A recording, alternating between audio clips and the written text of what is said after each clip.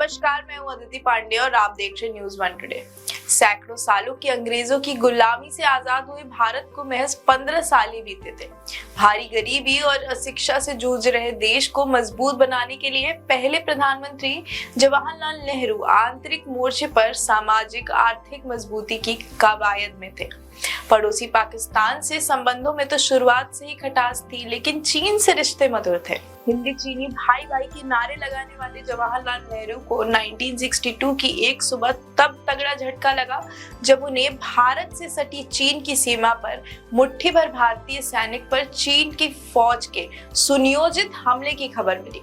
चीन ने पूरे लाव लश्कर के साथ लद्दाख और मैकमोहन रेखा को पार कर मुट्ठी भर भारतीय सैनिक टुकड़ी पर तब के आधुनिक मशीन गनों और अन्य भारी हथियारों से हमला शुरू कर दिए थे।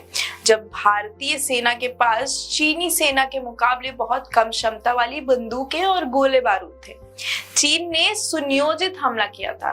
दुर्गम और बर्फ से ढकी पहाड़ियों का इलाका होने के कारण बहुत कम सैनिक ही तैनात किए गए थे, जिन पर सुनियोजित तरीके से चीनी सैनिकों ने अंधाधुंध फायरिंग शुरू कर दी। हिंदी चीनी भाई भाई के भ्रम के बीच दोस्ताना रिश्ते में विश्वासघात करने की चीन की इस चाल से भारत को जो जख्म मिला, उसकी तारीख साल 1962 की 20 अक्टूबर ही थी। युद्ध के लिहाज से भारतीय सेना के लिए एक टीस बनकर रहने वाली ये तारीख भले ही संबंधों को तार तार करने वाली कुटिल चाल से जुड़ी है, पर आज के मजबूत भारत के लिए एक सीख बनकर आई थी। इसकी बदौलत आज भारतीय सेना ने चीन से सटी सीमा पर कदम कदम पर चीनी सैनिकों की घेराबंदी की और उसके बाद किसी भी मोर्चे पर चीनी सेना के सामने कमजोर नहीं पड़ी, बल्कि भारी पड़ी। आइए आज 20 अक्टूबर की उसी तारीख पर चीन के हमले से जुड़ी इतिहास की जानकारी हम आपको देते हैं। भारत ने चीन के खातिर सुरक्षा परिषद की स्थायी सदस्यता ठुकरा दी थी। भारत को 15 अगस्त 1947 को आजादी मिली और महज 2 सालों के भीतर 1949 में चीन की रिपब्लिक बन चुका था। शुरुआत में दोनों देशों के रिश्ते दोस्ताना रहे। कहा जाता है कि भारत ने चीन के खातिर संयुक्त राष्ट्र की सुरक्षा परिषद की स्थायी सदस्यता ठुकरा दी थी।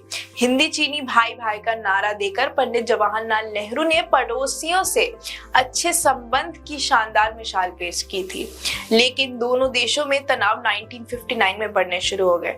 ये तब का वक्त था जब चीन की मौजूदा कम्युनिस्ट सरकार ने अपनी विस्तारवादी नीति के तहत तिब्बत के बड़े हिस्से पर कब्जा कर लिया। तब तिब्बती विद्रोह के बाद भारत ने तिब्बती धर्मगुरु दलाई लामा को शरण दी थी।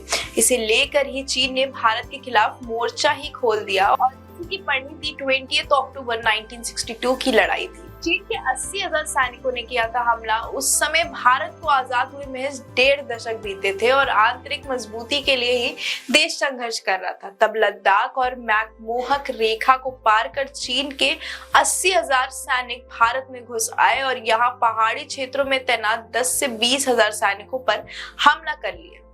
दोस्ती में दाग देने वाले चीन के इस हमले के बाद 1 महीने तक लड़ाई चली थी। 21 नवंबर 1962 को सीज फायर घोषित हुई।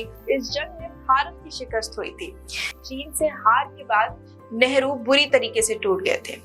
कि इस जंग की शिकस्त ने नेहरू को इस कदर तोड़ दिया था कि आखिरकार महज 2 साल बाद ही 27 मई 1964 को उन्होंने दुनिया को अलविदा कह दिया। 20 अक्टूबर को जिस दिन चीन ने भारत पर हमला किया था, उसी दिन नेहरू ने देशवासियों को संबोधित किया था और उसके बाद 1 महीने तक वो भारतवासियों से संवाद नहीं कर सके। हालांकि दोबारा 20 नवंबर 1962 को जब देशवासियों से रूबरू हुए, उन्होंने स्वीकार की कि चीन ने दोहरी चाल चली है।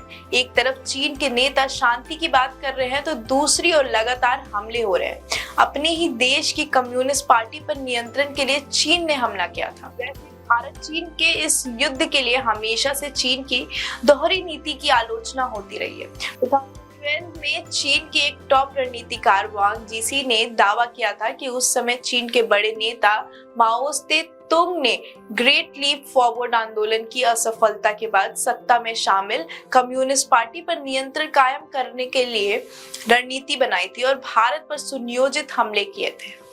चीन की तरफ से ही युद्ध छेड़ा गया था, जिसकी पूरी दुनिया में आलोचना हुई थी। महज 5 सालों के भीतर ही भारत ने भी चीन से बदला ले लिया।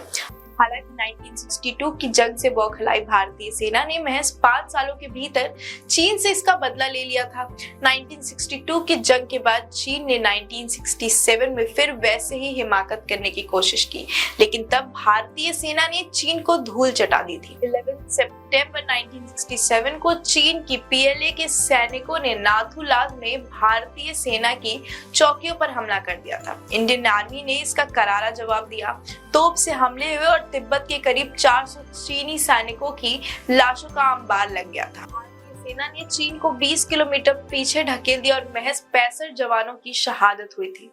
भारत ने नाथुला बॉर्डर को हासिल करने में सफलता हासिल की। इस समय इंडियन आर्मी के जांबाज जनरल का कहना था कि नाथुला भारत का हिस्सा है और बॉर्डर उससे काफी आगे चीन के अंदर है। इस वीडियो में बस इतना ही। देखते रहिए न्यूज़ 1 टुडे। अगर आपको ये वीडियो अच्छी लगी हो तो आप हमारे चैनल को सब्सक्राइब करें और इस वीडियो को लाइक करें।